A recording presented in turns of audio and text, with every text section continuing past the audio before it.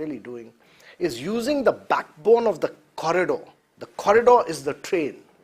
Both sides of this, we are using the influence region to create new smart cities in India.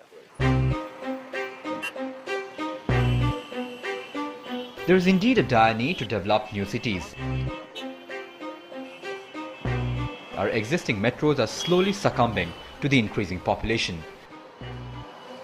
And things are only going to get worse from here. According to a study done by consultancy firm McKinsey, the urban population would increase to 590 million.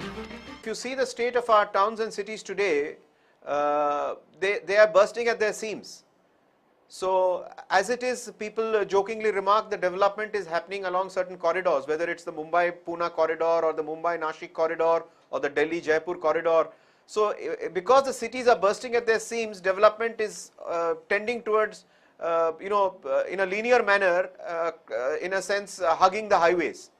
So we do certainly need to create far new and fresh spaces for mixed use. And this is why the DMIC project assumes such an importance.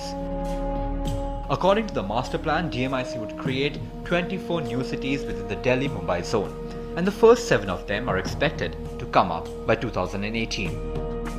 Kant is confident that these new cities would set a new benchmark in city planning, and none of them would face the same problems that plague our cities right now. We've tried to do an integrated planning, and we've finished the master plan and the detailed development plan of the first 7 manufacturing cities. And when we do the master planning, we look at the entire hierarchy of roads, we look at the water, we look at the power, we look at how the cities will get connected to the dedicated freight corridors, and how will they get connected to the highways, to the Golden Quadrilateral, to the airports and ports. And we've looked at the requirement of power, and in fact the Delhi-Mumbai corridor itself is establishing 6 power projects of 1,000 to 1,300 megawatts. It is doing several water recycling projects. It is structuring several projects.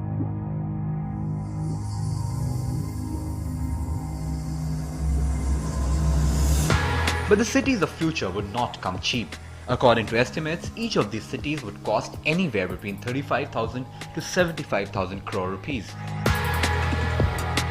So who would foot the bill? Financing of the DMIC projects is certainly going to be one of the key challenges, requiring great deal of innovation, great deal of very carefully and surgically structured division between public responsibilities and private responsibilities, a true form of public-private partnership, so that both public capital and private capital can join hands in the most efficient manner to be able to produce these results. In fact, that is the model that is being followed for the DMIC project. The total expenditure is expected to be over $100 billion. And the government of India, along with Japan, would contribute around $10 billion. The rest would be contributed by the private sector. An ambitious target, but does the private sector have that kind of money? All of this is not coming in 1 year. These townships take anywhere from 5 years to 15 years to develop. So when you see, new cities in India, whether it was Chandigarh or whether it is Noida. Development project in the world, spanning around 920 square kilometers with developable area of approximately 580 square kilometers, with all 6 draft TP schemes notified by government. Dholera SIR is slated for grandeur, becoming 6 times the size of Shanghai. Dholera SIR has best-in-class infrastructure facilities in the form of the biggest international cargo airport of the country, seaport, metro rail connectivity, 75 meters wide internal roads, amazing architectural buildings and much more. Proximity to mega cities like Ahmedabad, Vadodara, Rajkot and Bhavnagar. As an additional benefit, Dholera SIR is in proximate distance from Gujarat International Finance Tech City and petrochemicals and petroleum investment. While the state government is committed to public investment in core infrastructure, it is also open to attracting private investments. The SIR will be governed by a new SIR Act, another first of its kind in India. The state government has already enacted the SIR Act. SIR is a self-governed economic region enjoying global benchmarks. It has the full support of the central government and the commitment of the state government and its leadership. It has the logistics support of the upcoming Dedicated Freight Corridor, or DFC, between Delhi and Mumbai. The SIR will be serviced by the Gujarat International Finance Tech City, which is better known as GIFT. The Dholera SIR is a lifetime opportunity.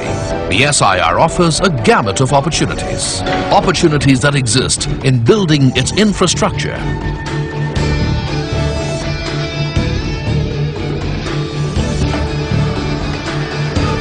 Opportunities that exist in setting up industries or other economic activities.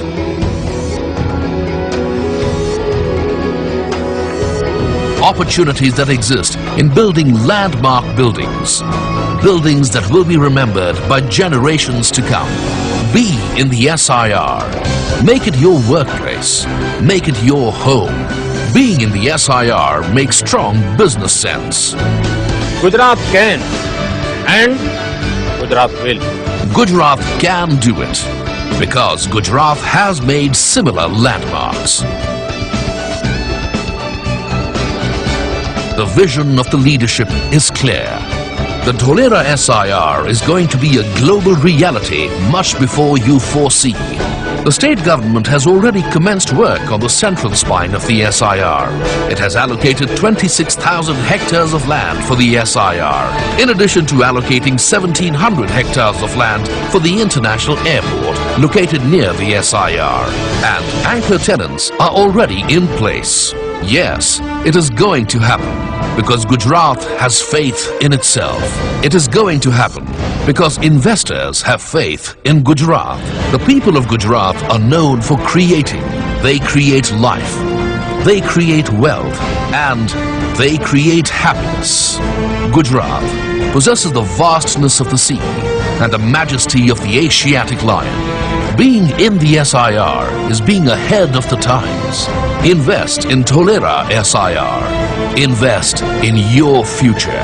Dholera SIR, New Gujarat within Gujarat.